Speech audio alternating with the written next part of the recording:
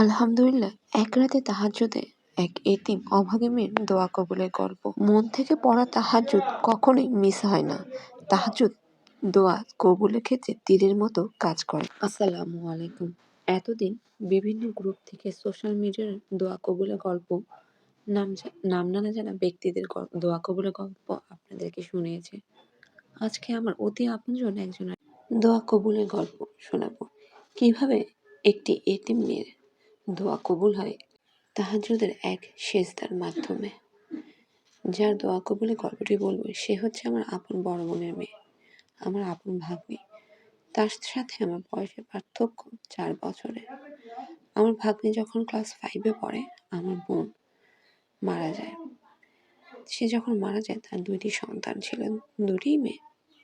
একজন ক্লাস 5-এ পড়তো আর একজন ক্লাস 1-এ পড়তো।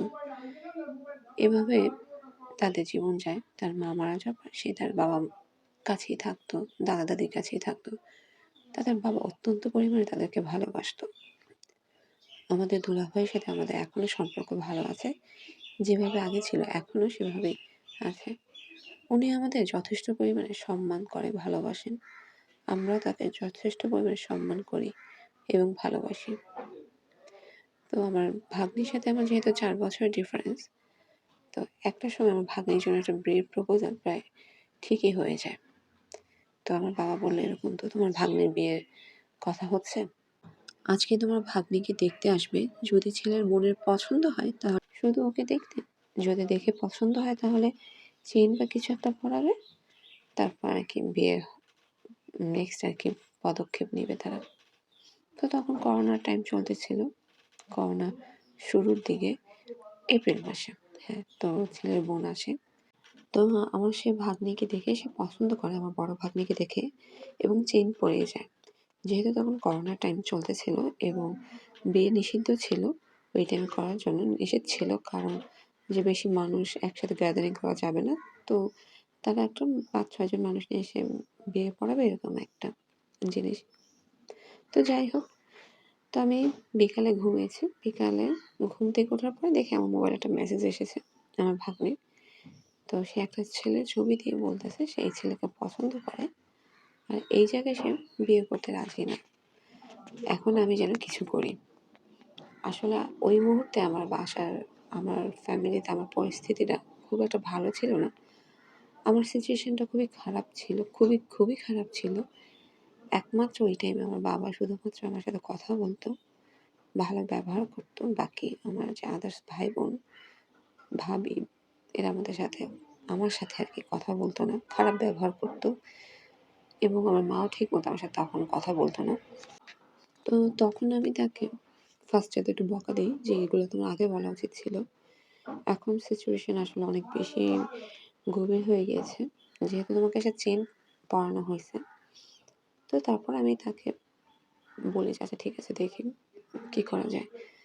আমার জন্য আমি ওকে সাপোর্ট করছি এই কারণে, কারণ আমার কাছে মনে হয় কি সবসময় যে বিয়ে জিনিসটা কখনো একটা মানুষ মনের জোর দিয়ে নিজের মনকে কষ্ট করে রাজি করে তারপর বিয়ে করবে, একটা সুন্দর এত পবিত্র একটা সম্পর্কে সে ঢুকবে একটা চাপা কষ্ট নিয়ে। বিয়ের প্রথম দিকে মুহূর্তগুলো নাকি অনেক সুন্দর হয়। তো সেই সুন্দর মুহূর্তগুলো যেন তার জীবন থেকে কখনো হারিয়ে না যাক। তারপর আমি আমার বাবাকেও বলার মতো কোনো সুযোগ ছিল না। আর আমি কি বলবো আমার বাবাকে? তো আমি ভাবলাম যে ফার্স্টে ছেলের সাথে কথা বলি। আর ছেলেটা আরেকটা কারণ হচ্ছে ছেলে তখন নর্মাল একটা জব করতো, সেটা বড় ফ্যাক্ট না। আমরা সবসময় দেখেছি ছেলের মোটামুটি জব এবং ছেলের ফ্যামিলি ভালো, ছেলে ভালো, এইগুলো। তো ছেলে বুয়েট থেকে পাশ করেছে। ওরা যখন বিসিএস কোচিং করে তখন একসাথে ওদের পরিচয় হয় এবং রিলেশনও তেমন একটা বেশি দিনের না তাদের, যেটা আমার ভাগ্নি আমাকে তখন বলেছে। তখন আমি ছেলের সাথে কথা বলি, ছেলের ফোন নাম্বার নিয়ে মেসেঞ্জার মেসেজ দিয়ে। তো ছেলে আমাকে বলতেছে যে আমি আমার ফ্যামিলিকে এখন জানাতে পারবো না, আপনারা তবে বিয়েটা আপনারা কোনোভাবে থামান, আমার তো কোনো সুযোগ থাকবে না, নাহলে মোহনাকে বিয়ে করে বা প্রপোজাল দেওয়া। তো আমি তখন ছেলের উপর খুবই রেগে যাই যে এটা কেমন কথা। তুমি চাচ্ছ আমরা তোমার জন্য বিয়ে ভেঙে দেই, যেখানে তোমার কোনো কমিটমেন্ট নাই, ফুল কমিটমেন্ট নেই। ছেলে তখন এক জায়গায় চাকরি করে, একটা শহরে থাকে, ছেলের বাবা এক শহরে, ছেলের মা আর এক শহরে। করোনার টাইম। তো ছেলে এই জিনিসটা বলে যে আমি আমার বাবা মাকে কীভাবে বোঝাবো, আমরা তিনজন তিন জায়গায় আছি। আমার বড় বোনের সাথে আমার মা আছে, আমার ভাই আছে আমাদের বাসায়, আমি চাকরির জন্য আর এক জায়গায়, আমার বাবা চাকরির জন্য আর এক জায়গায়। তো এভাবে করতে গিয়ে ছেলের সাথে আমার 2 দিন কথা হয়েছে, একদিন অনেকক্ষণ, আধা ঘন্টার মতো কথা হয়েছে। তো আমি ছেলেকে বললাম, তোমাকে আমি 1 রাতের সময় দিলাম, তুমি যদি প্রপোজাল না পাঠাইতে পারো, তোমার বাবা মাকে দিয়ে না ফোন করাইতে পারো, তাহলে তুমি আর আমার ভাগ্নির দিকে কখনোই তাকাবা না এবং তাকে ফোন দেবে না। তো ছেলেরও একই কথা, আন্টি প্লিজ দেখেন, আমার তো কোনো সুযোগ থাকবে না চেষ্টা করার, আমার মাত্র 2 মাস 3 মাস হয়েছে, আমি কীভাবে এখন বলি আমার বাবা মা কত দূরে। তো এরকম করার পরে রোজার সময় তখন চলতেছিল, তাকে এই জিনিসটা বলার পরে আমি তো বাস শেষ, কথা আর বলি না।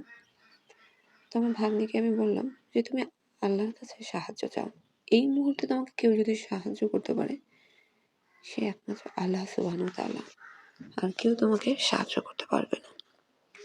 তো আমি তাকে বলি তুমি তাহাজ্জুদের নামাজ পড়ো। সে তেমন একটা নামাজি ব্যক্তি না, তারপরও আমি আমার ভাগ্নিকে বলি আল্লাহ তাআলার কাছে তুমি মাপ চাও, ক্ষমা চাও, এবং অন্তর দিয়ে আল্লাহ তাআলার কাছে তুমি যা চাও সেটা আল্লাহ তাআলার কাছে বলো। তুমি আল্লাহ তাআলাকে তোমার মনের কথাগুলো বুঝিয়ে বলো।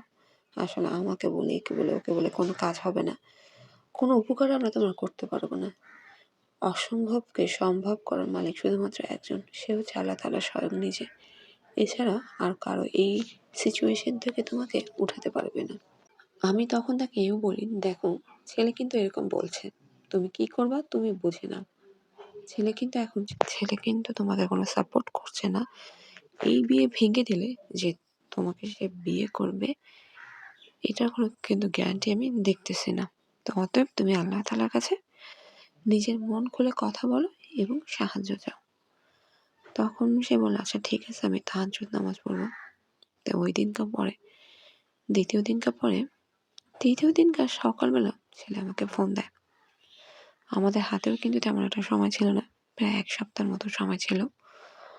ছেলে ফোন দেয়, ফোন দিয়ে আমাকে যে বলে, আন্টি আমি জানি না কালকে আমার কি হয়েছে, আমি ঘুম থেকে উঠে গেছি, আমার এত অস্থির লাগতেছিল আর এত খারাপ লাগতেছিল আমি আপনাকে বোঝাতে পারবো না। আমার মনে হচ্ছিল আমি আপনার ভাগ্নির সাথে একটু কথা বলি। আমার এত অস্থির লাগছিল, আমার এত পানি পিপাসা লাগতেছিল, আমি বোঝাতে পারবো না আমার কতটা খারাপ লাগছিল। আমি পানি খাবো, আমার রুমে একটু পানি ছিল না, আমার শরীরে অনেক খারাপ লাগছিল। আমার এত কষ্ট হচ্ছিল যে আমি এই এতিম মেয়েটার মনে কষ্ট দিব, আন্টি আমার খুব খারাপ লাগছিল। আমি জানি না কেন, কিন্তু আমি ঘুম থেকে উঠেছি একটা অস্থিরতা নিয়ে, আমার অনেক কষ্ট হচ্ছিল আন্টি। তো যাই হোক, আমি বললাম তুমি আল্লাহ তাআলার কাছে দোয়া করো, নামাজ পড়ো, আল্লাহ তাআলা পথ দেখাবে। তো ছেলে তখন তার বাবার সাথে কথা বলে, তার মায়ের সাথে কথা বলে। তার মা রাজি হয় না যে মেয়ের মা নেই, সে ওখানে সৎ মা, সে ছেলেকে জামাই আদর পাবে না। আর ছেলের বাবা রাজি হয় এই কারণে যে মেয়ের মা নেই, মেয়ে অনেক ছোটবেলায় মা হারা হয়েছে, এই এতিম মেয়ের মনে কষ্ট দেওয়া ঠিক হবে না, আল্লাহ তাআলা তার উপর নারাজ হবে। এই তাদের ফ্যামিলির মধ্যে একটা ঝামেলা বেঁধে যায়। 3 জনের কন্ট্রাক্ট হয় ফোনে ফোনে একজন, 3 জন 3 শহরে, 3 জন 3 শহরে থেকে ফোনে ফোনে কন্ট্রাক্ট হোক, ঝামেলা হয় তাদের মধ্যে। তারপর ছেলের বাবা ছেলের মাকে রাজি করায় যে আমি এটা জানার পরে কখনোই ওখান থেকে পিছিয়ে সরতে পারবো না, যেখানে মেয়ের মা নেই। আমাদের ছেলের কপালে যদি জামাই আদর থাকে তো পাবে, আর না হলে না পাবে। সেটা যদি মেয়ের মাও থাকে তাহলে পাবে না। আর আমি এদিকে ছেলেকে বুঝিয়েছি যে আমার বোন মারা যাওয়ার পরে, যেহেতু আমার দুলাভাই বিয়ে করেছে, তাও 2 বছর যাওয়ার পরে, 2-3 বছর যাওয়ার পর, এবং বিয়েটা আমার বড় ভাই করিয়েছে আমার দুলাভাইকে। সো এবং ওই আপুর সাথে আমাদের একটা খুবই ভালো বন্ডিং, খুবই একটা ভালো বন্ডিং। সে আমাদের বাসায় আসে যায় আমাদের একটা বোনের মতোই, তার সাথে আমাদের অনেক ভালো বন্ডিং।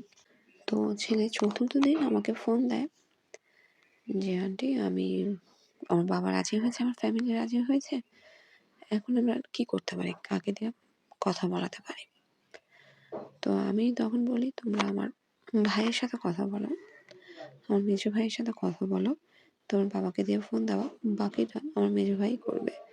উনি মেয়ের বাবার সাথে কথা বলবে, আমার দুলা ভাইয়ের সাথে কথা বলবে।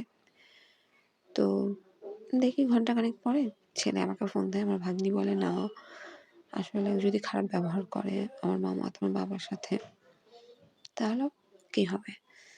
তারা অন্য একজনকে দিয়ে বলায়, কিন্তু ওখানে আবার হিতে বিপরীত হয়েছে। তখন ছেলে আমাকে ফোন দেয়। আমি জানতাম না তারা অন্য একজনকে দিয়ে বলিয়েছে, যে আন্টি আপনার ভাগ্নি তো আমাকে নিষেধ করেছিল মামাকে ফোন দিতে, আমি তো ওর পরিচিত আন্টির মাধ্যমে বলিয়েছিলাম, কিন্তু এখন তো একটা ঝামেলা হয়ে গেছে। তখন আমি একটু বকা দিই যে তুমি এই কাজটা করতে গেলা কেন?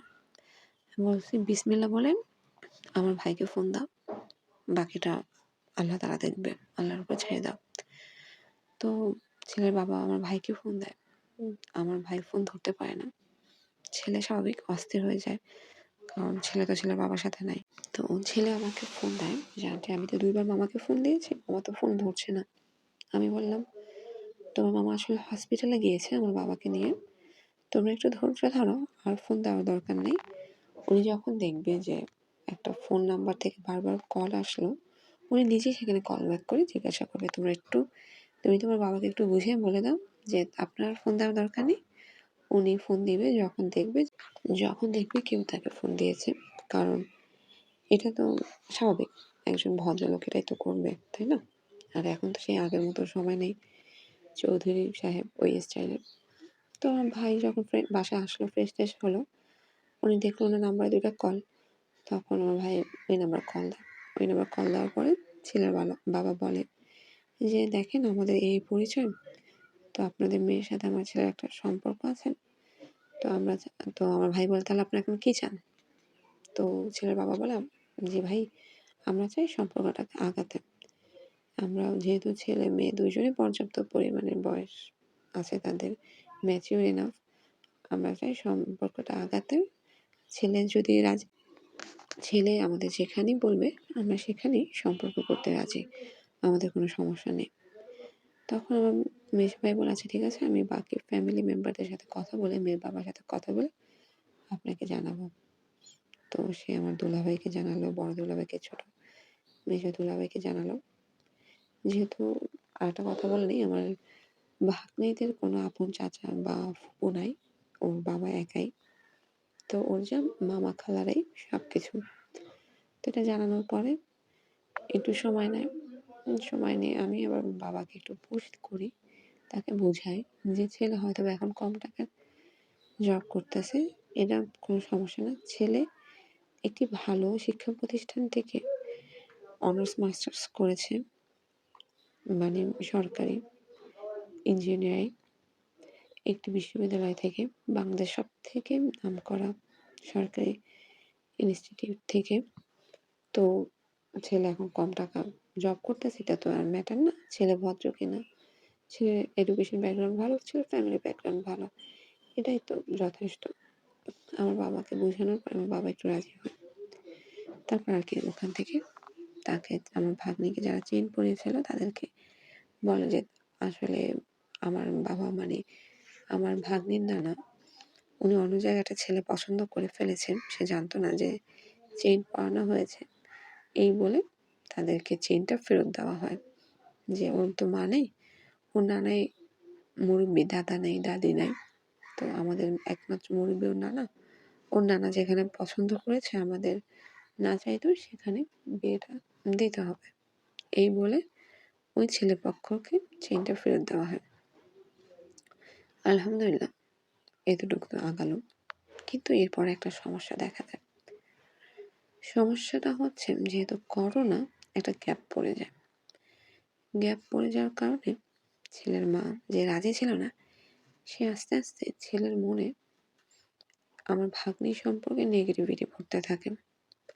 আমার ভাগ্নি যথেষ্ট পরিমাণে মাশাআল্লাহ দিলে স্বয়ংসম্পন্ন এবং সৌন্দর্য তার মধ্যে আছে, সে সুন্দর, কিন্তু সমস্যা সে একটু মোটা, কারণ তার বাবা মা, সে যদি নাও খায় তাও একটু মোটা থাকবে, কারণ তার বাবা মা মোটা, সেই গ্রোথটা সে পেয়েছে।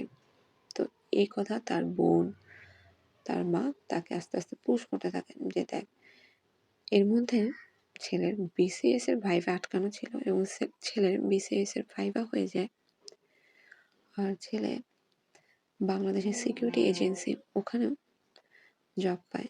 সিকিউরিটি এজেন্সি না, মানে সরকারি যে সিকিউরিটি ওখানে, এবং তিতাসে তার বিসিএস এর ভাইভাও আউট হয় এবং সে খুব ভালো একটা জায়গায় বিসিএস এর চান্স পায়। তো এই সব মিলে তাকে বলা হয় যে তুমি আরো ভালো ডিজার্ভ করো। সারাদিন তার বোন, তার মা সবসময়, এবং ওই ফ্যামিলিতেও ওর বোনের অবদান অনেক ছিল। ছেলে আমাকে আগেই বলে দিয়েছে, আন্টি আমি আমার মায়ের কথা ফালাইতে পারি কিন্তু আমি আমার বোনের কথা ফালাইতে পারবো না, কারণ আমার বোন আমাদের জন্য অনেক অনেক করেছে। সে তার অনেক সুখ, তার অনেক কিছু বিসর্জন দিয়েছে। সে জব পেয়ে, আমার বাবা যেহেতু চাকরি ছিল না মাঝখানে অনেক টাইম, আমাদের অনেক ফাইন্যান্সিয়ালি সাপোর্ট দিয়েছে। তো আমার জন্য আমার বোন এবং আমার দুলাভাইয়ের অবদান অনেক বেশি। তো আমাকে একটু সময় দেন তাদের রাজি করানোর জন্য। এমনও হয় ছেলে দুলাভাই বলতে থাকে যে তুমি কেন এমন মেয়েকে বিয়ে করবা, মেয়েটা মোটা, তুমি এর থেকে বেশি ভালো ডিজার্ভ করো, তোমার বিসিএস হয়ে গেছে, তুমি কেন এই মেয়েকে বিয়ে তোমার করতে হবে, আমাকে রিজন দেখাও। তখন আমি বলি, তুমি বলবা যে তুমি এই মেয়েকে ভালোবাসো, পছন্দ করো, এর থেকে আর বড় কারণ কি হতে পারে। মেয়ের তো মা নেই, ছেলে তো কখনোই জামাই আদর পাবে না, সৎ মারা ভালো হয় না, এই করবে সেই করবে, সবসময় ওদেরকে টাকা দিতে হবে। তখন আমি ছেলেকে বললাম যে দেখো, আমার বোনের যখন বিয়ে হয় তখন আমার বড় দুলাভাইয়ের ফাইন্যান্সিয়াল অবস্থা ভালো ছিল না। আমাদের ফাইন্যান্সিয়াল স্ট্যাটাস তখন অনেক ভালো ছিল, আমার বাবা চাইলে আরো অনেক উঁচু জায়গায় টাকা পয়সা ওলা জায়গায় বিয়ে দিতে পারতো, কিন্তু সে শুধু দেখেছে ছেলের ফ্যামিলি ভদ্র কিনা, ছেলে ভদ্র কিনা, ছেলের শিক্ষাগত যোগ্যতা কি। আর তোমার সাথে যখন আমার ভাগ্নির বিয়ে দিতে আমরা রাজি হয়েছি তখন তো তোমার বিসিএস ক্যাডারের কোনো কথাই ছিল না, তুমি বিসিএস দিয়েছো কিনা সেটাই তো আমরা জানতাম না। তো ছেলে আগে আমার কাছে জিজ্ঞাসা করতো, কোনো সমস্যা হলে ফোন দিত যে আন্টি আমার বোন দুলাভাই রাগ করে আছে, আমি কিভাবে তাদেরকে রাজি করাবো, আমি কি করা উচিত আন্টি আমার। কিন্তু আস্তে আস্তে ছেলে আমার সাথে যোগাযোগ করা বন্ধ করে দেয়। একটা কথা বলে রাখি, ছেলে আর আমি একই সাথে একই ইয়ার ইন্টারমিডিয়েট পাস করি, কিন্তু আমরা কখনো কাউকে দেখিনি, চিনি না। আমি দেখেছি আমার মামাদের কাছে কত ইম্পর্টেন্ট। সো এটা আমার কাছে কোনো খারাপ লাগছে না, এটা খারাপ কোনো কিছু না। আমি তখন তাকে বললাম যে দেখো, তুমি তোমার বোনকে সবসময় সম্মান করবা, প্রায়োরিটি দিবা, অবশ্যই দিবা। সে যেহেতু তোমাকে এত এত সাপোর্ট করেছে ফাইন্যান্সিয়ালি, ইমোশনালি, তো তুমি তার অবদান কখনো ভুলো না, বেইমানি কখনো করো না। তুমি তোমার বোনকে সবসময় সম্মান করবা, সাপোর্ট করবা, তোমার বোনকে এবং দুলাভাইকে। তো আমি তাকে বললাম যে আমাদের ফ্যামিলির মধ্যে এরকম নাই, আমরা কখনো মানে ছেলের ফ্যামিলি থেকে ছেলেকে আলাদা করি, এরকম আমাদের এই সাইডের কোনো রেকর্ড নাই। তো ছেলের মা বলতেছে একদম আলাদা ডিস্ট্রিক্ট, আলাদা জেলা, পুরো ভিন্ন, মানে বাংলাদেশ এপার ওপার কীভাবে কি সম্ভব, কালচার সব কিছুই ভিন্নতা আছে, এবং মেয়েদের ফ্যামিলি স্ট্যাটাস, টাকা পয়সা আমাদের থেকে একটু বেশি, এই মেয়ে তোর কথা শুনবে না, এই হাবি যাবি। তো এরকম 3-4 মাস কেটেছে। এর মধ্যে ছেলে এবং আমার ভাগ্নির মধ্যে কিছু প্রবলেম ক্রিয়েট হয়, মানে প্রবলেমটা আস্তে আস্তে ফ্যামিলি পর্যন্ত পৌঁছে যায়। তখন আমি আমার ভাগ্নিকে বললাম, দেখো তুমি আল্লাহ তাআলার কাছে সাহায্য যাও, আল্লাহ যেন তোমাকে এই সিচুয়েশন থেকে উদ্ধার করে। ও খুব একটা খারাপ সিচুয়েশনে পড়ে গেছে, না পারে সেখান থেকে সরতে, না পারে বের হইতে, মানে কি একটা অবস্থা। একটা টাইম সে বলে যে সে এই ছেলেকে বিয়ে করবে না। আমি বলছি দেখো, যা করার বা বলার তুমি আল্লাহ তাআলাকে বলো এবং তার বাবাকে বলো। এখন এখানে আর কোনো আদার্স ফ্যামিলি মেম্বারের কিচ্ছু করার নেই, তুমি দেখো কি করবা। তারপর আমার দুলাভাই জিদ করে যে না, তোমার জিদের কারণে আমি একটা প্রপোজালকে তোমার নানার কথা বলে সরিয়েছি। এখন এই মুহূর্তে তারা জানে, গ্রামে অনেকেই জানে যে আমার মেয়ের বিয়ে আমার একটা ক্লাসমেটের ছেলের সাথে ঠিক হয়ে গেছে। সেখানে আমি এখন আর কোনো কিছু বলতে পারবো না, তুমি দেখো তুমি কি করবা। একটা কথা বলে রাখি, কোইন্সিডেন্সলি আমার দুলাভাই যে আমার দুলাভাই যে বিশ্ববিদ্যালয় থেকে পড়ালেখা করেছে ছেলের বাবা সেই একই বিশ্ববিদ্যালয় থেকে একই বছর তারা পাশ করেছে, কিন্তু ভিন্ন ভিন্ন ডিপার্টমেন্ট ছিল। যেখানে আমার দুলাভাই যে চাস্তো চাস্তো ভাইরা বাড়ির উপরে মানুষদেরকে সেইটাই বুঝিয়েছে যে আমার পূর্ব পরিচিত আমার ফ্রেন্ডের ছেলে, তো এরকম আমাদের মেয়ে খুঁজতে ছিল, আমার মেয়েকে দেখে তার বিয়ের প্রপোজাল দেয়। এভাবেই আর কি বিয়ের কথাটা। এটা যে একটা রিলেশনের বিয়ে, এটা শুধুমাত্র আমরা ফ্যামিলি মেম্বাররা জানতাম, এছাড়া আর কেউ না। আত্মীয় স্বজনরা এটাই জানতো যে আমার দুলাভাই ক্লাসমেট, এটাই জানতো। তারপর আমার ভাগ্নি আমাকে বলে, খালামণি দেখো এই অবস্থার মধ্যে আমি এখন কি করব, আমি তো এখান থেকে বের হতেও পারছি না, এটা কোনো আলটিমেট কোনো গোলও না, তারা ঝুলিয়ে রাখছে। আর এদিক দিয়ে ছেলের মা এবং ছেলের বোন ছেলেকে পুশ করছেন যেন এই বিয়েটাকে ভেঙে দেওয়া হয়। তারপর আমি বললাম, দেখো এই মুহূর্তে তুমি যা করতে পারো সেটা হচ্ছে শুধুমাত্র আল্লাহ তাআলার কাছে সাহায্য যাও, দোয়া করো, তাহাজ্জুদ পড়ো, দোয়া ইউনুস পড়ো, ইস্তিগফার করো, দুরূদ ইব্রাহিম পড়ো। এইভাবে কিছুদিন যাওয়ার পরে ছেলে তার ফ্যামিলিকে পুশ করে যে আপনারা এই ডিসেম্বর মাসের মধ্যে এটা বিয়ের তারিখ দিতে হবে, না হলে আমি সারা জীবন বিয়ে করব না। যখন ছেলের মা ও ছেলের বোন দেখলো যে তাদের ছেলে তাদের এগেনস্টে চলে যাচ্ছে, তাদের এগেনস্টে চলে যাচ্ছে, আর কিছু একটা তাদের করতে হবে, তখন তারা ডিসেম্বর মাসে বিয়ের তারিখ ফেলে। এবং আলহামদুলিল্লাহ 2020 সালে ডিসেম্বর মাসে ওদের বিয়ে হয়। আর বর্তমানে ওদের একটি 2 বছরের মেয়ে আছে। আলহামদুলিল্লাহ আলহামদুলিল্লাহ, আল্লাহ তাআলা তার বান্দাকে সর্বস্ব দিয়ে সাহায্য করে। আমার ভাগ্নি এই বিয়েটা যদি ক্যান্সেল হয়ে যেত, তখন ফ্যামিলিতে তার কোনো মুখই থাকতো না। যে কোনো একটা প্রপোজাল তাকে বিয়ে করতে হইতো, আমাদের ফ্যামিলি যেটাই চাইতো, সে কোনো টুটা শব্দ করতে পারতো না। আল্লাহ তাআলা তার সর্বোচ্চ খারাপ সময় তাকে সাহায্য করেছেন 2 বার। একবার এক রাত্রের মধ্যে ওই ছেলের মনে এমন একটা কিছু জাগিয়ে দিয়েছেন আল্লাহ তাআলা, যে ওই দিন রাত্রেবেলা আমার ভাগ্নি তাহাজ্জুদে আল্লাহ তাআলার কাছে কেঁদে কেঁদে বলেছিল, আমি এতিম, আল্লাহ তাআলা আমার মনের দোয়াকে আপনি কবুল করবেন না, আল্লাহ তাআলা আপনি আমার মনের দোয়া কবুল করে নেন। আর সেই দিন রাতে আশ্চর্যজনকভাবে সেই দিন রাতে ছেলে অস্থির লাগলো এবং সে ডিসিশন নিয়ে বিয়ে করলে সে এই মেয়েটাকে বিয়ে করবে, মানে আমার ভাগ্নিকে বিয়ে করবে। এবং দ্বিতীয়বার যখন একদম 7 থেকে 8 মাস ঘোরানোর পরে ছেলে বুঝলো যে না, এই মেয়েকে যদি এখন আমি বিয়ে না করি তো আল্লাহ তাআলা আমার উপর নারাজ হবেন। 8টা মাস সবাই জানাজানি হয়েছে, মেয়ের ফ্যামিলি জানছে, রিলেটিভরা জানছে, আর সব থেকে বড় কথা আল্লাহ তাআলা চেয়েছে তাই হয়েছে। আল্লাহ তাআলা তার ছেলের মন নরম করেছে, ছেলের বোনের মন নরম করেছে, মায়ের মন নরম করেছে, ছেলেকে সহি বুঝ দিয়েছে যে না, এটা করা ঠিক হবে না। কোনো মানুষকে এতদূর পর্যন্ত আশা দিয়ে নিয়ে এসে তার আশা ভঙ্গ করা আল্লাহ তাআলার কাছে কোনোদিনও গ্রহণযোগ্য নয়। এখানে একটি কথা বলে রাখি, আমি অ্যাপ্রিসিয়েট করব না হারাম সম্পর্কে, তবে আমি অ্যাপ্রিসিয়েট করবো আপনারা যদি কাউকে পছন্দ করেন তার সাথে হারাম সম্পর্কে না গিয়ে আল্লাহ তাআলার কাছে দোয়া করেন এবং আপনারা আপনাদের ফ্যামিলিকে জানান, কোনো হারাম সম্পর্কে যাবেন না। কারণ হারাম হারাম, বিয়ের আগে রিলেশনে থাকা এটি হারাম। আমি কোনোভাবেই হারামকে সাপোর্ট করি না। এই গল্পটি শেয়ার করার অনেকগুলো কারণ আছে। দেখেন, আমার ভাগ্নির এই ছেলের কাছেই রিজিক ছিল, কোনো না কোনোভাবে এই ছেলের সাথে আল্লাহ তাআলা তাকে জুড়ে লেখা ছিল দেখেই হয়েছে। কারণ এটাই আমাদের ফ্যামিলিতে একমাত্র আমাদের জেলার বাইরে গিয়ে বিয়ে, এটাই আমাদের ফ্যামিলির প্রথম জেলার বাইরে গিয়ে বিয়ে। একটা কথা বলে, আমার ভাগ্নিকে আমার বাবা প্রায় জিজ্ঞাসা করতো, তোমার যদি কেউ পছন্দ থাকে তুমি আগে থেকে বলে দাও, কিন্তু সে তখন না না না করছে। ছেলে তাকে বলছে আমার বিসিএস এর ভাইবার রেজাল্ট দেখ, তারপর আমি তোমার বাবার সাথে কথা বলবো। তো সে সেই কারণেই আর কি কিছু জানায়নি আমার বাবাকে। যাই হোক, তো আল্লাহ তাআলা তাহাজ্জুদের মাধ্যমে যে দোয়া কবুল করেন সেটা একদম পরীক্ষিত। আমিও আমার জীবনে ওই সময়ে খুব অবাক হয়ে গিয়েছিলাম যে যেদিনকে ও সব থেকে বেশি কান্নাকাটি করে দোয়া করেছে। আমি জানি না দোয়াতে আর ও কি বলেছে, তাহাজ্জুদে সেজদায় আল্লাহ তাআলার কাছে ও আর কি বলেছে। আমি শুধু এতটুকুই জানি যে সে ওই দিনকে তাহাজ্জুদ পড়েছে, তাহাজ্জুদ পড়ে আল্লাহ তাআলার কাছে সাহায্য চেয়েছে এবং সেজদায় আল্লাহ তাআলার কাছে কান্না করেছে। আমি শুধু এতটুকুই জানি, আল্লাহ তাআলা তার দোয়া কবুল করেছে।